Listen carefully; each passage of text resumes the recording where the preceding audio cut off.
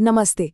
कभी सोचा है कि 1 अरब से भी ज्यादा लोगों वाला हमारा देश इतनी सारी विविधताओं के साथ आखिर इतने अच्छे से चलता कैसे है?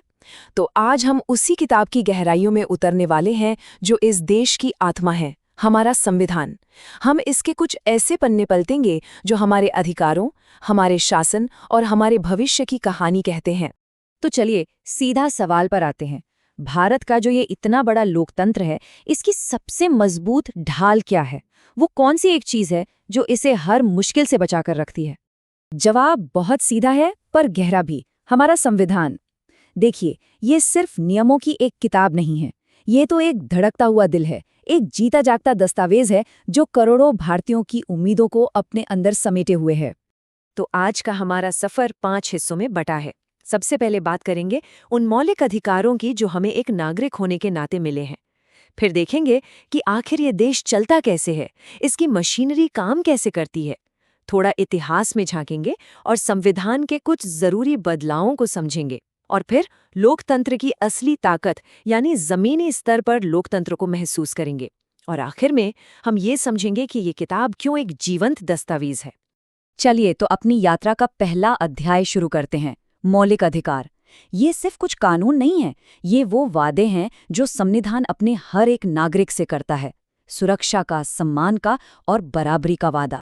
और इसकी शुरुआत होती है एक बहुत ही सीधे लेकिन बेहद शक्तिशाली विचार से, अनुच्छेद 14, जो कहता है कि कानून की नज़र में हर कोई बराबर है। कोई अमीर हो या गरीब, किसी भी पद पर हो, कानून का तराजू सबके लिए एक समान है। सच कहूं तो यही वो बुनियाद है जिस पर हमारा लोकतंत्र खड़ा है। फिर आते हैं अनुच्छेद 19 और 21, जो हमें आज़ादी की सांस देते हैं। आर्टिकल 19 हमें बोलने की, अपनी बात रखने की आज़ादी देता है। लेकिन आर्टिकल 21, जिसे जीवन का अधिकार कहते हैं, वो इससे भी कहीं ज़्यादा गहरा है। सुप्रीम कोर्ट ने बहुत खूबसूरती से बताया है कि इसका मतलब सिर्फ जिंदा रहना नहीं, बल्कि इज्जत के साथ, गरिमा के साथ जीना है। और हाँ, इसी में हमारी प्राइवेसी यानी निजता का अधिकार भी शामिल है। लेकिन सोचिए, अगर कोई इन अधिकारों को हमसे छीनने की कोशिश करे तो यहीं पर सामने आता है हमारे संविधान का सबसे ताकतवर हथियार, अनुच्छेद 32। डॉक्टर अंबेडकर ने इसे यूं ही संविधान की आत्मा नहीं कहा था। ये हम सबको, हर नागरिक को ये पावर देता है कि अगर हमारे मौलिक अधिकारों को कोई नुकसान पहुंचाए तो हम सीधे सुप्रीम कोर्ट का दरवाजा खटखटा सकते हैं। सोचिए जरा, ये कितनी बड़ी शक्ति है। अच्छा, अधिकारों की बात तो हो गई, पर अब सवाल ये है कि इतना बड़ा देश चलता कैसे है? तो हमारा संविधान सिर्फ अधिकार ही नहीं देता, बल्कि ये देश को चलाने का एक पूरा नक्शा, एक पूरा ब्लूप्रिंट भी देता है। 324 ये सिर्फ एक नंबर नहीं है, ये भारतीय लोकतंत्र के एक बहुत बड़े स्तंभ का कोड है। ये वो अनुच्छेद है जो भारत के निर्वाचन आयोग यानी इलेक्शन कमीशन की नींव रखता है। 25 जनवरी 1950 को बनी ये संस्था वो रेफरी है जो ये पक्का करती है कि लोकतंत्र का खेल बिल्कुल फेयर हो। चुनाव की तारीखों से लेकर नतीजों तक सब कुछ इसी की देखरेख में होता है। यही हमारे लोकतंत्र की धड़कन को चलाए रखता है। अब देखिए, लोकतंत्र चलाने के लिए सिर्फ चुनाव ही नहीं, पैसा भी चाहिए। सरकारें टैक्स लेती हैं, पैसा खर्च करती हैं, पर देश के खजाने से जुड़े मामलों पर कोई भी कानून यूं ही नहीं बन सकता। यहीं पर तस्वीर में आता है अनुच्छेद 110 यानी मनी बिल, और इसको पास करने की प्रक्रिया बड़ी दिलचस्प है। तो ये काम कैसे करता है? सबसे पहले, ऐसा कोई भी बिल लाने से पहले राष्ट्रपति की मंजूरी जरूरी है। फिर इसे सिर्फ और सिर्फ लोकसभा में ही पेश किया जा सकता है, जहां जनता के चुने हुए प्रतिनिधि होते हैं। और राज्यसभा, वो इस पर बहस तो कर सकती है, पर इसे सिर्फ 14 दिनों तक ही अपने पास रख सकती है। अगर उस दौरान कुछ नहीं हुआ तो बिल अपने आप पास मान लिया जाता है। मतलब साफ है, पैसे के मामले में जनता के सदन की आवाज ही सबसे ऊपर है। हमारे संविधान बनाने वालों की सोच कितनी दूर की थी, इसका एक बेहतरीन उदाहरण है अनुच्छेद 40। ये उस वक्त राज्यों को एक निर्देश देता था कि वो गांव में पंचायतें बनाएं। ये उस बड़े पेड़ का एक छोटा सा बीज था जिसे आज हम जमीनी लोकतंत्र के नाम से जानते हैं। देखिए, संविधान कोई पत्थर की लकीर नहीं है जो एक बार लिख दी गई तो बस। नहीं, ये तो एक बहती हुई नदी की तरह है जो समय के साथ नई चुनौतियों के हिसाब से खुद को ढालता है। और ये बदलाव होता है संशोधनों के जरिए।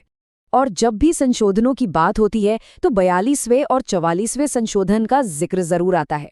1976 में इमरजेंसी के दौरान इंदिरा गांधी सरकार 42वां संशोधन लाई। ये इतना बड़ा था कि इसे मिनी कॉन्स्टिट्यूशन तक कहा गया। इसने प्रस्तावना में समाजवादी और पंथनिरपेक्ष जैसे शब्द जोड़े।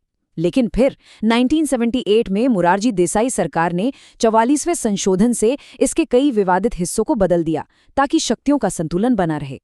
ये एक तरह से संविधान के अंदर ही एक्शन और रिएक्शन की कहानी है। अब हम उस बीज को एक बड़ा पेड़ बनते हुए देखते हैं जिसका जिक्र हमने अनुच्छेद 40 में किया था। 90 का दशक भारतीय लोकतंत्र के लिए एक नया मोड़ लेकर आया। 2 ऐसे संशोधन हुए जिन्होंने पावर को दिल्ली और राज्यों की राजधानियों से निकालकर देश के हर गांव, हर गली, हर मोहल्ले तक पहुंचा दिया। ये थे 73वां और 74वां संशोधन। 73वें ने गांवों में पंचायती राज को संवैधानिक दर्जा दिया और उन्हें सड़क, पानी, स्कूल जैसे 29 विषयों पर फैसले लेने का हक दिया। वहीं 74वें संशोधन ने शहरों में नगर पालिकाओं को मजबूत किया और उन्हें 18 विषय सौंपे। ये सच में लोकतंत्र को लोगों के दरवाजे तक ले जाना था। और हाँ, एक मजेदार बात, 73वां संशोधन 24 अप्रैल 1993 को लागू हुआ था और इसी ऐतिहासिक दिन को याद रखने के लिए हम हर साल 24 अप्रैल को राष्ट्रीय पंचायती राज दिवस मनाते हैं। तो अगली बार जब ये तारीख आए तो आपको इसकी असली कहानी पता होगी। तो इस पूरे सफर के बाद हम आखिर किस नतीजे पर पहुंचते हैं? हम इस नतीजे पर पहुंचते हैं कि भारत का संविधान वाकई सिर्फ नियमों की एक किताब नहीं है, ये हमारे देश की एक चलती फिरती, सांस लेती हुई कहानी है। अगर आज की पूरी बातचीत को समेटे तो हमने देखा कि कैसे संविधान हमें मौलिक अधिकारों की ढाल देता है। हमने समझा कि कैसे ये इलेक्शन कमीशन जैसी संस्थाओं से शासन का एक मजबूत ढांचा बनाता है।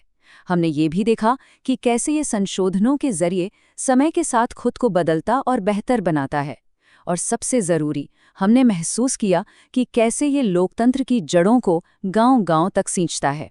और अपनी बात खत्म करने से पहले मैं एक सवाल छोड़ना चाहता हूँ। हमारा संविधान हमेशा विकसित होता रहा है। आज जब हम डिजिटल दुनिया में जी रहे हैं, जहां डेटा प्राइवेसी और आर्टिफिशियल इंटेलिजेंस जैसी नई चुनौतियां हैं, तो आपको क्या लगता है, हमारे इस जीवंत संविधान में भविष्य में और क्या नए बदलाव आ सकते हैं ताकि ये हमेशा की तरह प्रासंगिक बना रहे? इस पर सोचिएगा ज़रूर।